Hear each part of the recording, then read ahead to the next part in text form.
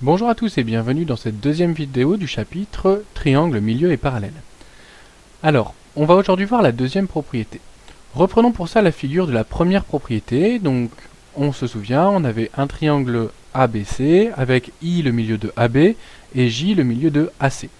Grâce à la première propriété, on avait pu montrer que la droite IJ était parallèle au côté BC.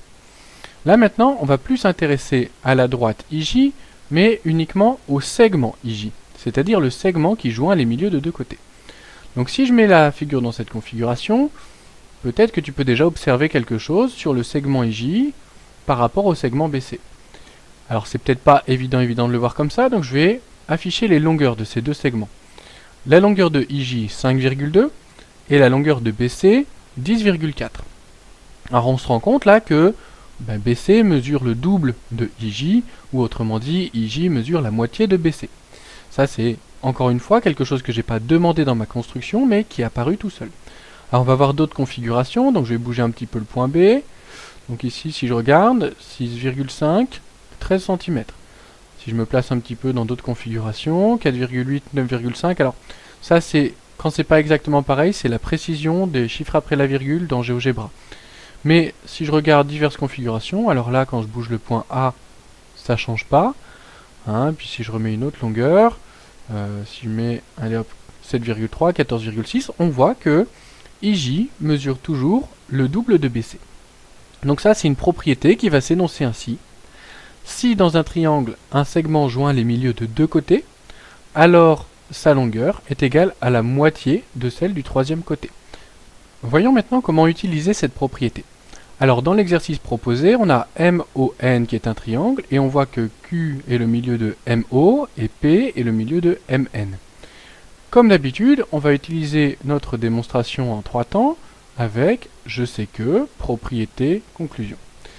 Donc la propriété, c'est la propriété qu'on vient de voir. Si dans un triangle, un segment joint les milieux de deux côtés, alors sa longueur est égale à la moitié de celle du troisième côté.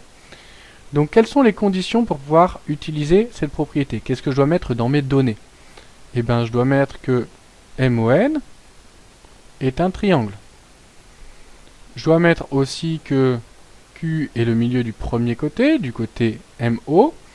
Et enfin, je dois mettre que P est le milieu du côté MN. Une fois que toutes les données de la propriété sont bien vérifiées, je peux utiliser cette propriété. Alors je vérifie quand même, hein, j'ai bien un triangle et un segment qui joint les milieux de deux côtés. Je peux utiliser ma propriété et conclure que QP est égal à la moitié de NO.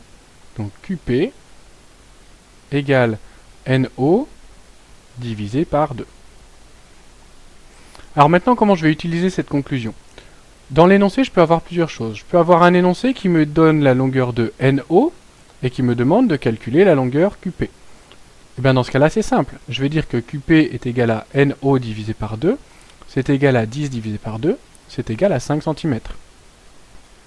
Sinon, je peux avoir un autre type d'énoncé qui, au contraire, me donne la longueur de QP et me demande la longueur de NO. Ben dans ce cas-là, c'est pas beaucoup plus compliqué. NO, c'est le double de QP, donc on va écrire que NO égale 2 fois QP, donc c'est égal à 2 fois 3,5, donc c'est égal à 7 cm. Voilà les deux types d'énoncés que tu peux résoudre avec cette propriété. Maintenant, à toi de t'entraîner, à toi d'apprendre cette propriété, à toi de jouer.